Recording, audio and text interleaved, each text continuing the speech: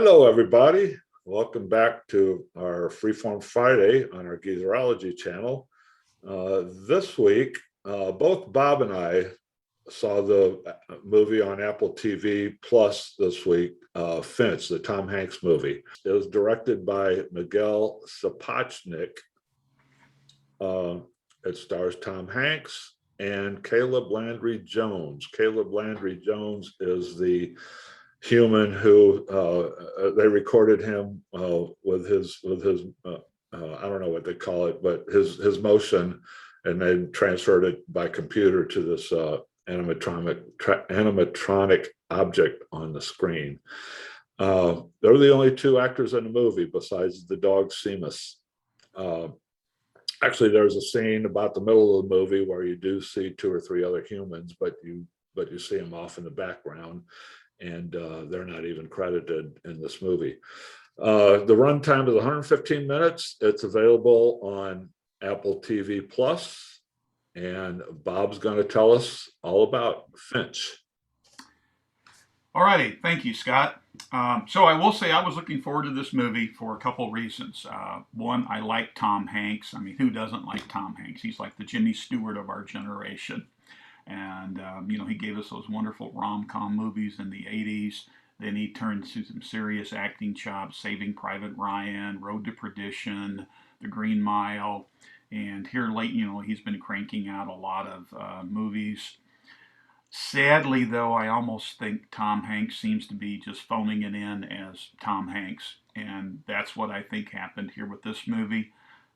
This almost feels like they took the elements of a lot of different movies, fed them into a computer, and it spit out this plot.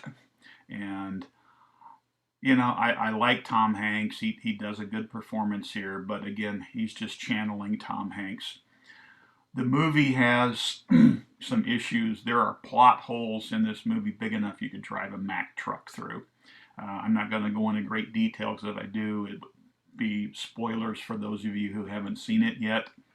And my thing with science fiction is you can fall into a couple different categories. You can suspend reality and just have a great time, like with Star Wars and Star Trek and things like that. Or you can do something serious that has meaning to it. And if you go the serious route, then what you're doing in the science fiction realm needs to be plausible and believable. And the apocalyptic vision in this movie is just not believable. And it's too far out there for it to be realistic, to have the sobering, theme that they're trying to portray here. Plus, within a matter of a short time, you know how this movie is going to end. It is so obvious what's going to happen in this apocalyptic, road trip movie. And, the apocalyptic road trip was mined a whole lot better with Cormac McCarthy's The Road and some other films. And again, Tom Hanks is enjoyable. He tugs at your heartstrings. He says all the right words. He gives it all the emotion. But he got saddled with a script that, to me, was so obvious that, you knew what was coming. And then, like I say, trying to make it realistic with some horrible, horrible plot holes in it just kind of destroyed the movie for me, as much as I wanted to like it.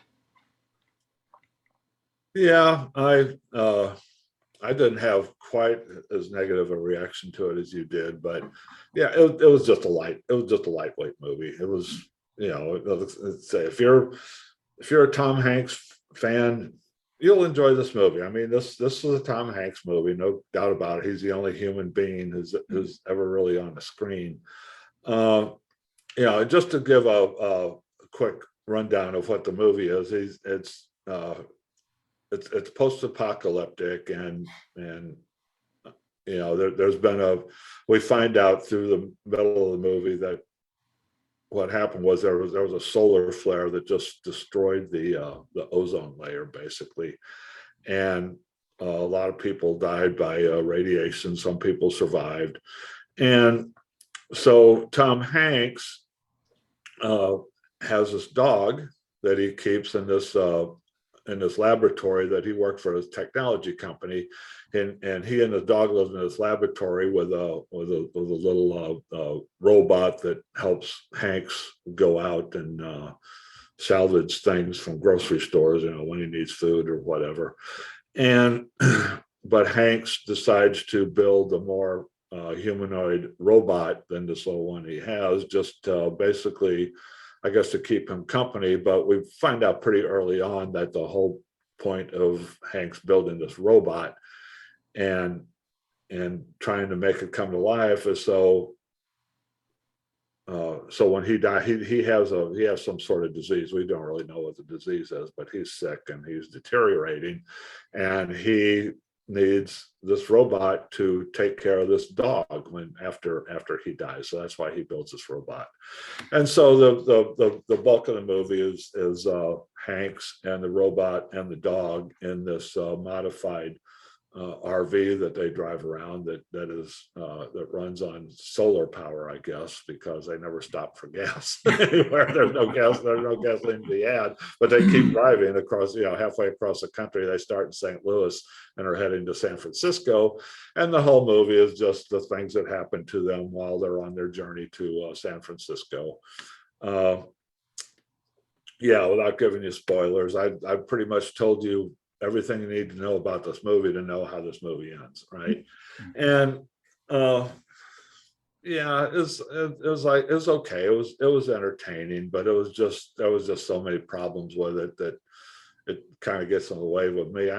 I had heard nothing about this movie going into it. I just saw it on it just popped up on the promo banner on the Apple TV Plus home screen one day. I said, "Oh, a new Tom Hanks movie. I'll check that out." And I thought it was going to be, just from looking at the poster and the photo of it, I thought it was going to be, some kind of intense post-apocalyptic movie. Well, it wasn't an intense post-apocalyptic movie. It was basically E.T.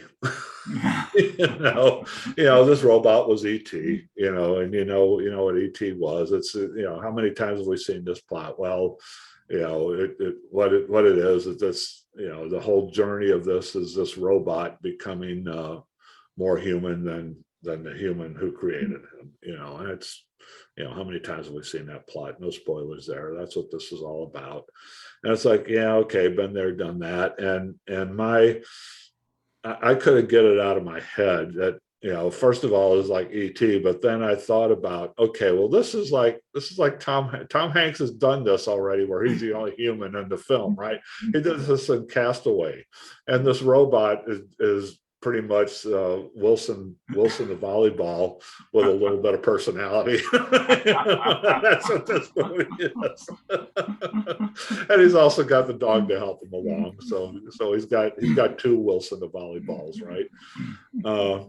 The dog, by the way, is way overacted. It's like every, we would whenever something would happen, we would pan over to see the dog reacting to something, like he was a human and he understood everything that was going on. That got a little distracting. I don't know. I did not hate this movie. I've talked to before. It was just not the movie I was expecting to see, and it was a movie that we've seen a million times over. The only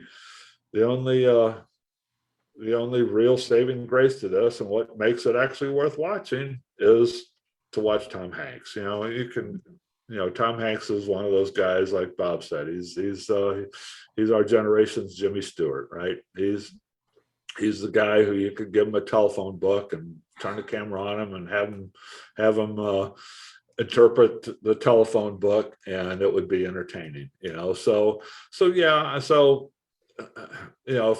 I'm giving a thumbs up or a thumbs down based on whether the movie is watchable or not, I give it a thumbs up because it's watchable, because Tom Hanks is Tom Hanks, and it's not.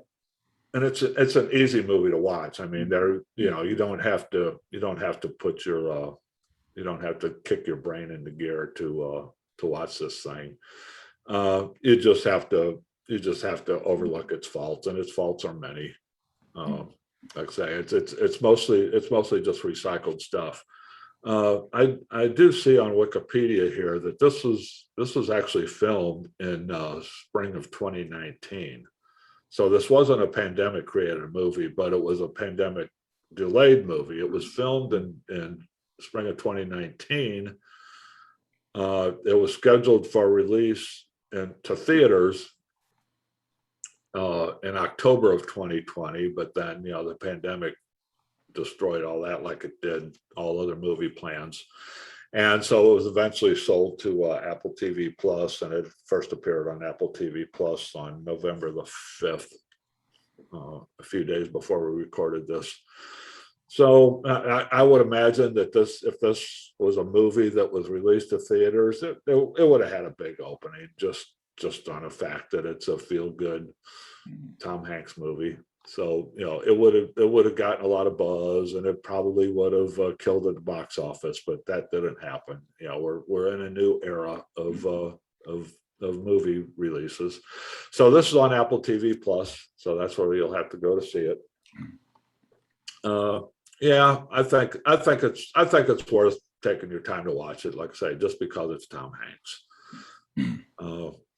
and there's not a whole lot of work involved on get through this movie. Yeah,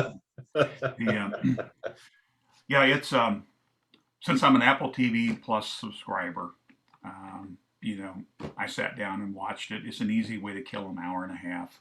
And that was okay. If I would have plunked down hard money to go see this in the theater, I would have been really disappointed.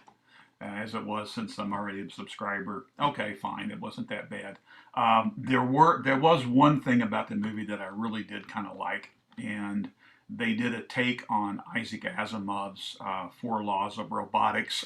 Yes. Only instead of you're there to do no harm to man and protect man, they make it you're here to protect the dog. So right. Well, he added one. He used Asimov's rules for robots, but then he added one which was at all costs do what needs to be done to protect this dog. Right. So I thought that was I enjoyed that little spin.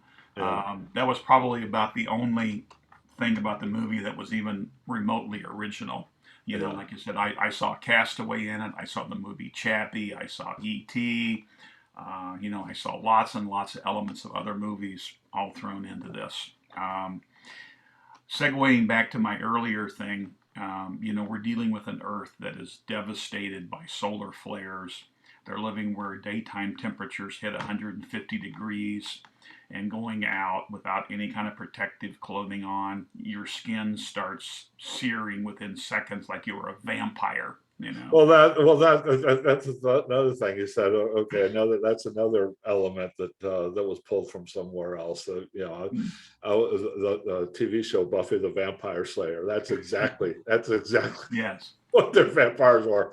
They would show if all of a sudden one of the vampire creatures would like accidentally stick his hand out in the daylight or something, and all of a sudden you get the smoldering smoke. That's exactly what happened with and then we're going to climb into an old RV that's powered by solar panels and travel across the country when it's 150 degrees outside. I don't know of any air conditioning system that can handle that. And then it's got the element of every apocalyptic movie out there. There's some fabled place we can go where everything's going to be good. Right. So yeah. Yeah. Well, how does it happen? How does it happen to where this might be considered a spoiler, but this isn't a movie that is going to be spoiled if you know the spoilers. You can figure out what's going to happen. But anyway, but there's my big plot hole. It's like, how in the heck are you in St. Louis, Missouri, and you have you have this sun that just burns things up at, I don't know, 150 degrees, whatever the heck it is, and you get all this, and then you drive a few miles west and you get into Arizona and San Francisco and wherever the hell they ended up. And all of a sudden, everything is fine. You can go out, and there's no problem with the with the atmosphere. No problem. That was Like, what one of the my, hell is this? that was one of my big plot holes. And I live in Missouri. Okay, so Yeah. I wouldn't say that Missouri is necessarily, the most beautiful spot on earth. Okay, but come on, man, out west it's already a desert right now. So you're in St. Louis, which is now Yeah. devastated. It's 150 degrees. Everything is just blowing sand and violent storms. And you're going to head west to what is Yeah. desert country, and all of a sudden it becomes the Garden of Eden. Yeah.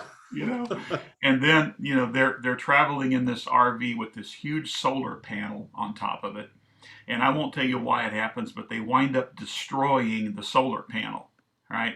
And now Tom Hanks is despondent. We're never going to get there. We're dead. And all of a sudden, and this happens outside of Denver.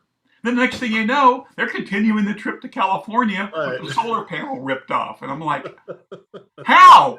You lost your power source, yet we're still continuing, So, yeah, it's just, the plot holes are huge.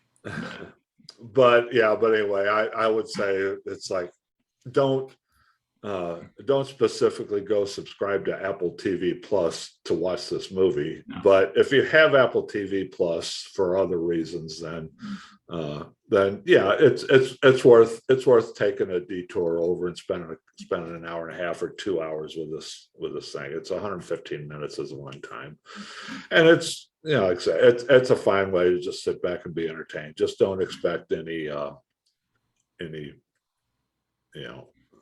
transcendent experience watching this movie, because there is no transcendence here.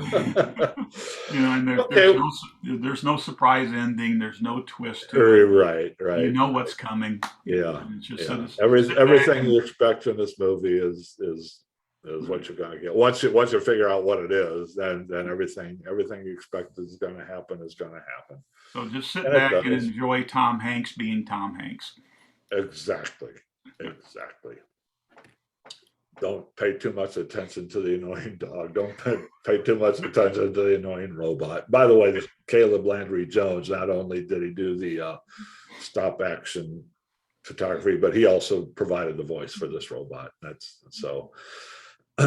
Anyway, well, that's our take on Finch.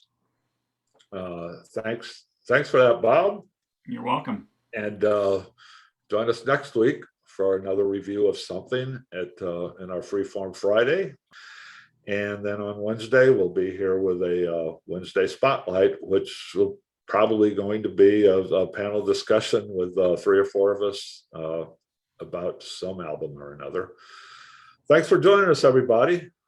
See you later. Take care, everybody.